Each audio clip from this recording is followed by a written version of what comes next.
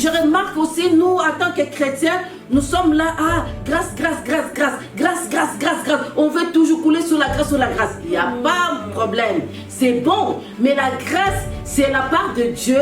Dieu nous a donné la grâce. Mais la foi, c'est notre part. C'est notre part en tant que chrétien. Nous aussi, nous devons faire notre part. Il y a la grâce, il y a la foi. Tu ne peux pas séparer la grâce et la foi. La voiture, c'est la grâce. La clé, c'est la foi. Imaginez, tu as la voiture. Et puis tu vas partir comment? Tu as besoin de la foi, non? Tu as besoin de cette clé-là. Mais si tu as la clé, mais tu n'as pas l'auto, mais tu vas amener la clé où? Nulle part.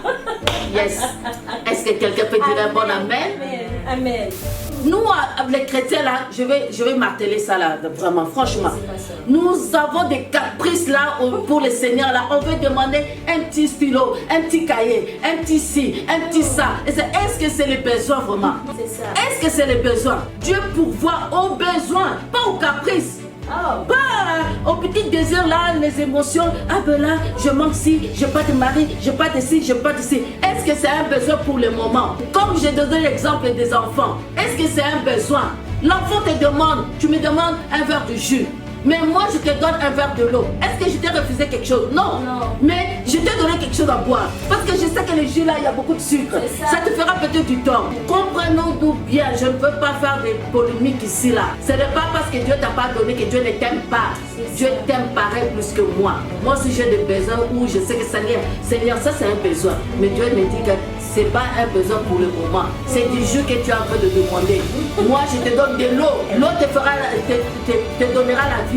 L'eau va te prolonger, tu auras une longévité. L'eau te donnera la bonne santé. Les jus là, ça va te casser. Dieu voit. Toi, tu ne vois pas aujourd'hui. Moi, je ne vois que ce que je vois aujourd'hui. Mais je ne vois pas dans 2 ans. Je ne vois pas dans 3 ans. Dans 5 ans, dans 10 ans, je ne vois pas. Peut-être Dieu te préserve. Que tu n'as pas l'enfant aujourd'hui là, tu l'auras peut-être dans 5 ans. Et cet enfant sera le sujet de gloire de tout le monde. Ce sera un témoignage qui va se promener partout. Ce sera un Samuel. Alléluia.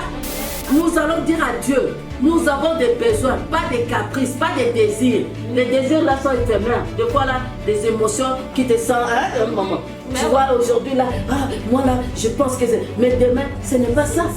Quand le pasteur nous dit combien de garde-robes nous avons, tu regardes dans la vitrine, je veux ça. Quand tu le portes une fois, c'est fini. Et pourtant, on te demande le projet baptiste à l'église, toi tu préfères aller acheter une robe. Amen. Tu ris, hein? Je ris, oui. Bien, tu te retrouves dedans.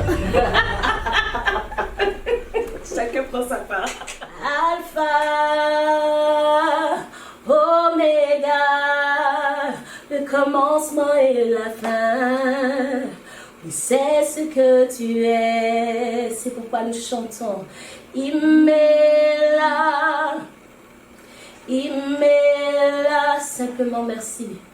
Immela, pour ce que tu fais pour moi.